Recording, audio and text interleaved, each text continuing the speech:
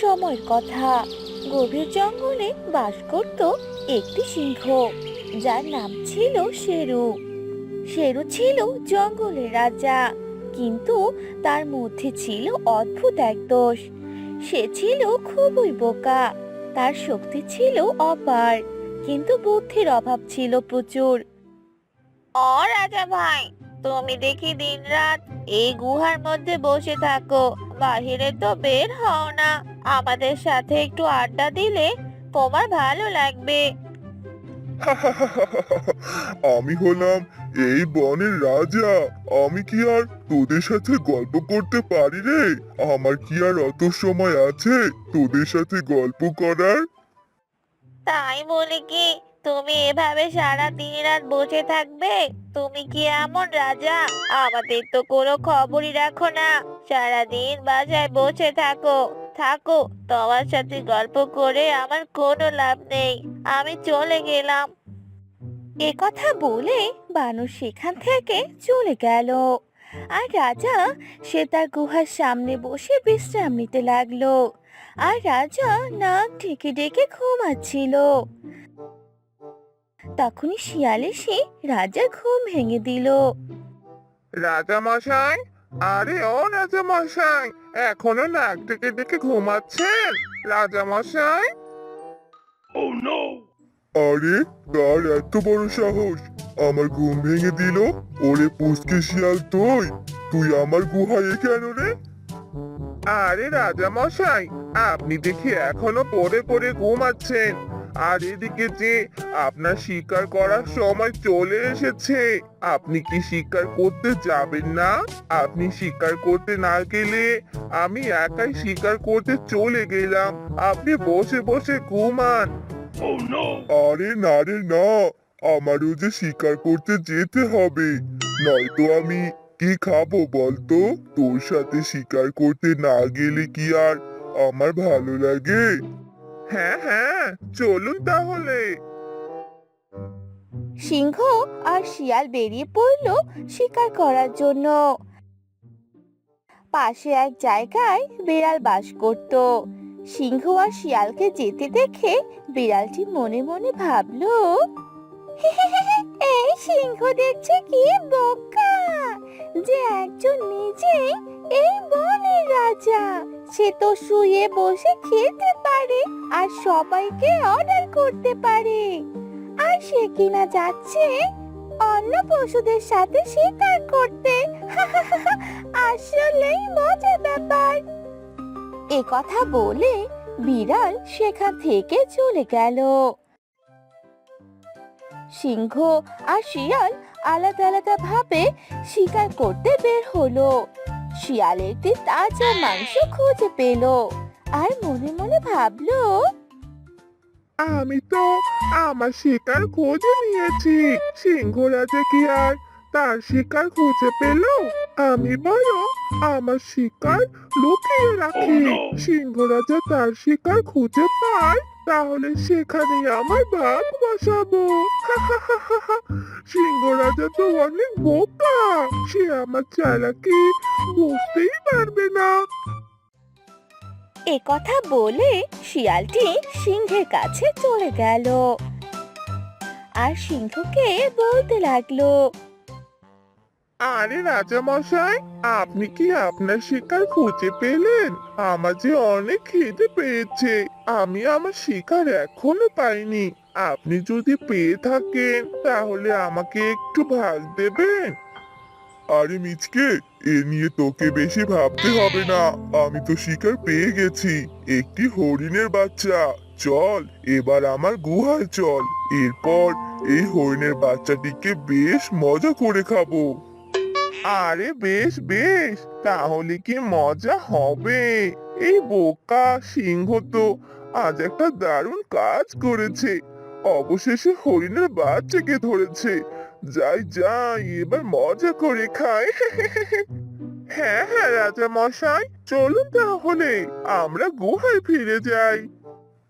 আরে মিসকে, চল চল, এখান থেকে চল। কেউ দেখার আগে আমরা এখান থেকে চলে যাই। এরপর তারা সেখান থেকে তাদের গুহায় চলে গেল। আর সেই খাবারগুলো তারা খেয়ে নিল।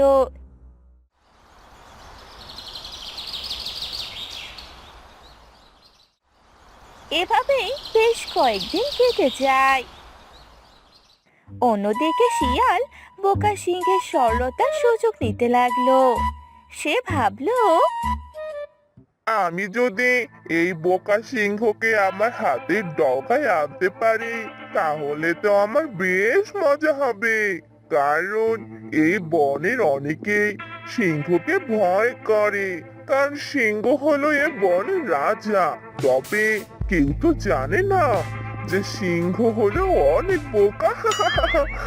আর আমি যদি সিংহের সাথে সবসময় থাকি আর সিংহ যদি এই বন থেকে শিকার করে আর আমরা দুজনে মজা করে খেতে পারবো, তখন আর সিংহ আমাকে কিছু বলতে পারবে না।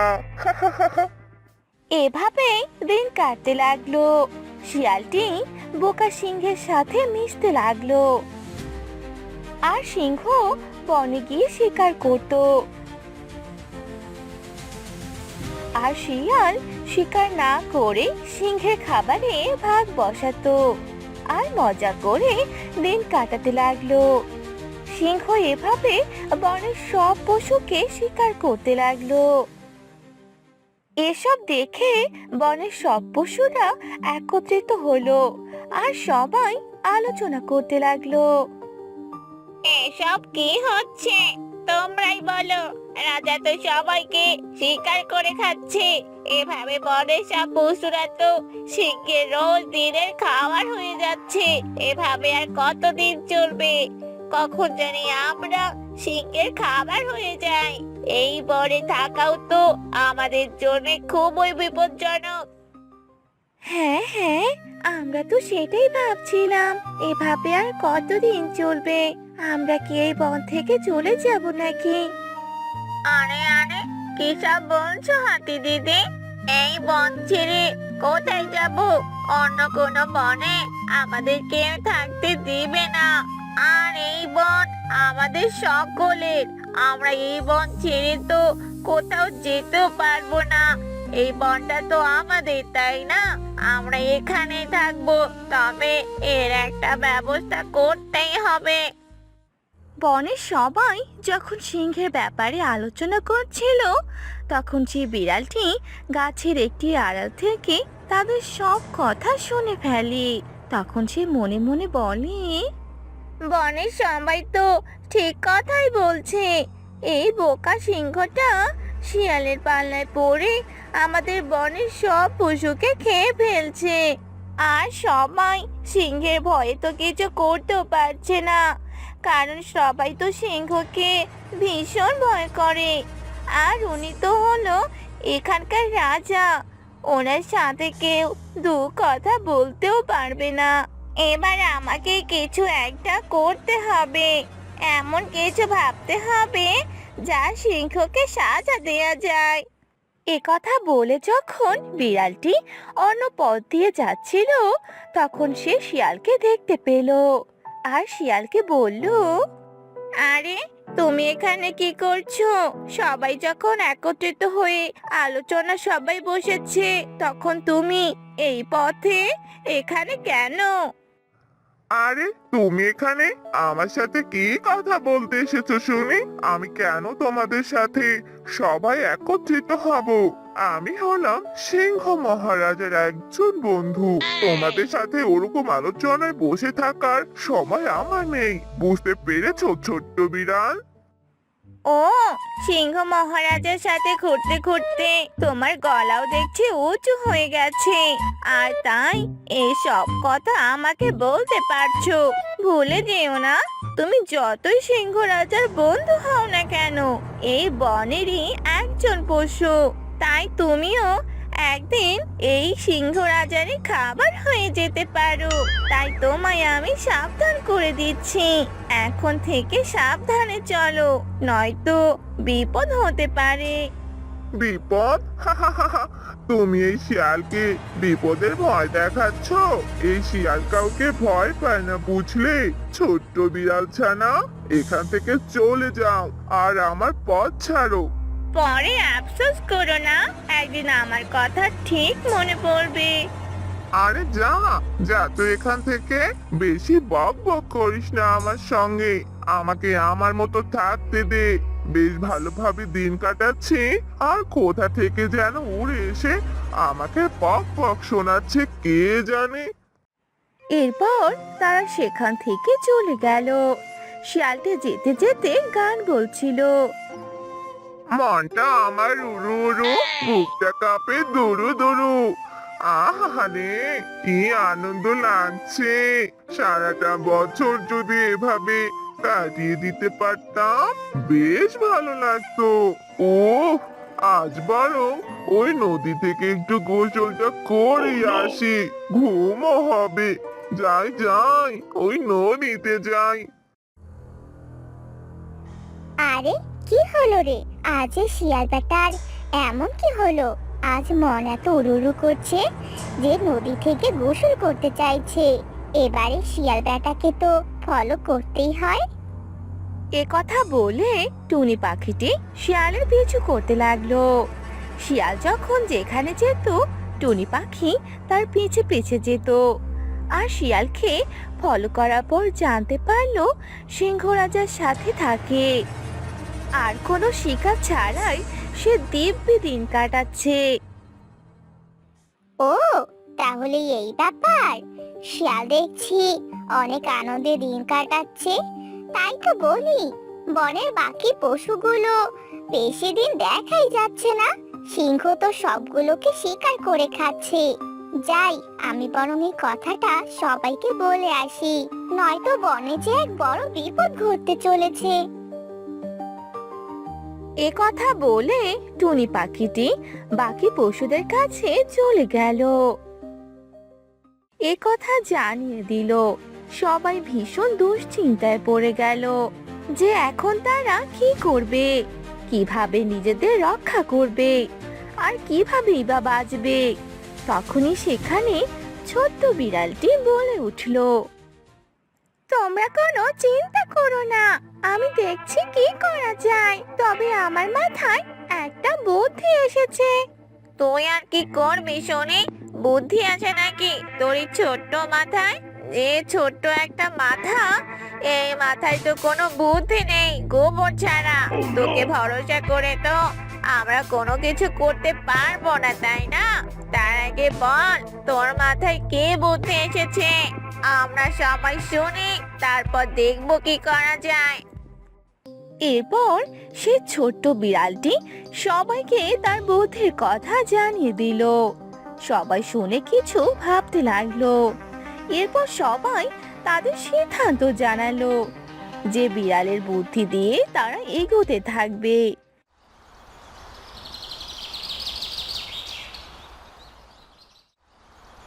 এভাবে বেশ কয়েকদিন কেটে গেল।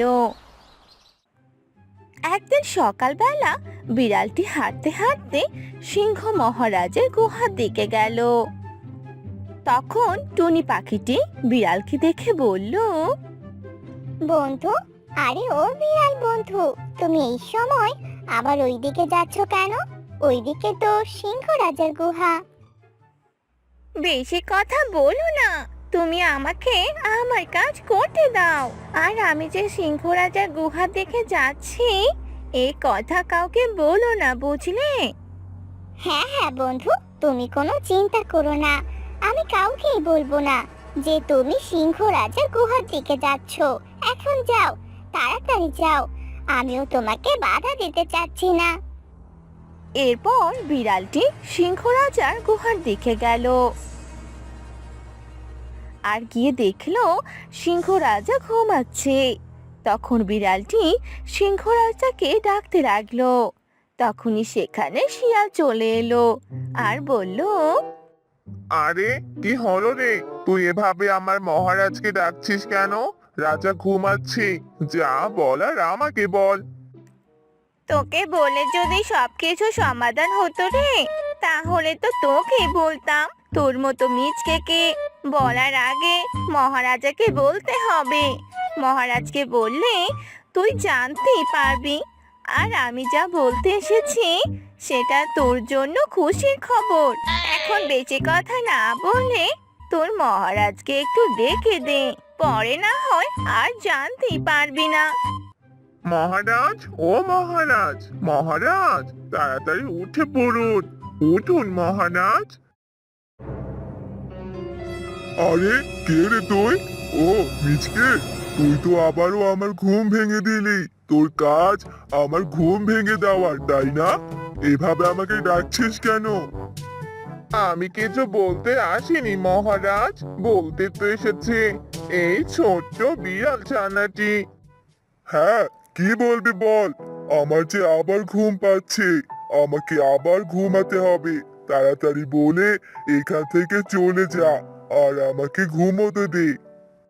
মহারাজ, আমি বলছিলাম কি, আপনি তো প্রতিদিন শিকার করার জন্য বনে বনে ঘুরে বেড়ান। আমরা যদি বনের সব পশুরা প্রতিদিন আপনার কাছে খাবার নিয়ে আসি, তাহলে কেমন হয় বলেন তো? আপনাকে আর কষ্ট করে শিকার গুহায় বসে শিকার পাচ্ছেন। আরে তাই তো, এরকম তো আমি কখনো ভেবে দেখিনি। আমি হলাম বনের রাজা, আমার তো শুয়ে বসে থাকা দরকার। আর আমি কি না বনে বনে ঘুরে শিকার করে?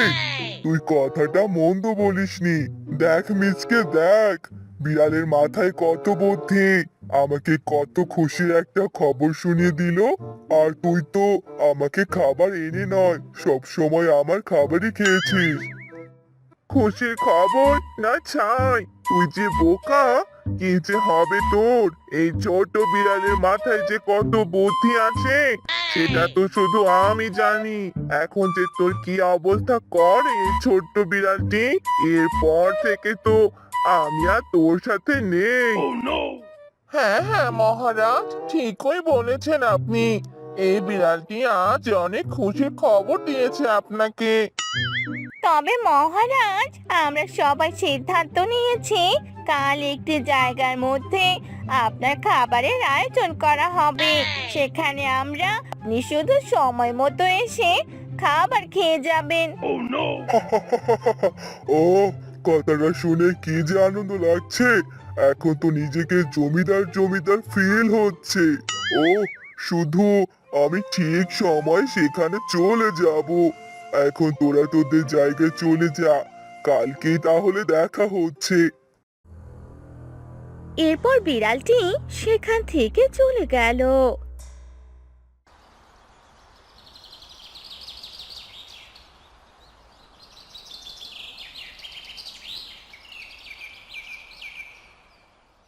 পরদিন সকাল হতেই সিংহ তাদের জায়গা মতো সেখানে চলে এলো। বিড়াল ও অন্যান্য পশুরা আগে থেকে ফাঁদ পেতে রেখেছিল। সেখানে ঘাস লতা পাতা দিয়ে ঢেকে রেখেছিল, যেন সিংহ সেই রাস্তা দিয়ে আসার সময় সে গর্তের ভিতরে ঢুকে যায়। সিংহ রাজা ছিল ভীষণ বোকা। ছোট্ট বিড়ালের চালাকি সে বুঝতেই পারেনি। আর সিংহ বিড়ালের কথা মতো সে রাস্তা দিয়ে যেতে লাগলো। তখনই দেখতে পেল বনের সব পশুরা খাবার নিয়ে দাঁড়িয়ে আছে। এসব দেখে সিংহ তো মহা খুশি। সেই আনন্দে সিংহ রাজা জোরে জোরে হাঁটতে লাগলো। আর তখনই সে গর্তে তার পা পিছলে পড়ে গেল। আগে ভেবেছিলাম এই ছোট বিড়ালটি নিশ্চয়ই কোনো চালাকি পাকিয়েছে। এবার হলো তো সিংহ দাদার উচিত সাজা পেল। বিড়ালের চালাকি সে বুঝতে পারলো না, আর তিনি কর্মের ফল পেল। অবশেষে কিনা সিংহ আমার ফাঁদে পা দিল। অন্যদিকে সিংহটি সে গর্তে পড়ে গেল। আর বনের সবাই সিংহের হাত থেকে রক্ষা পেল। আর বিড়ালের চালাকির অনেক প্রশংসা করতে লাগলো। এরপর থেকে তারা সবাই সেই বনে সুখে শান্তিতে দিন কাটাতে লাগলো। হ্যালো বন্ধুরা, আমাদের গল্পটি আপনাদের কেমন লাগলো তা অবশ্যই কমেন্ট করে জানাতে ভুলবেন না। এমন আরো মজার মজার গল্প দেখতে চ্যানেলটি সাবস্ক্রাইব করে সাথে থাকুন।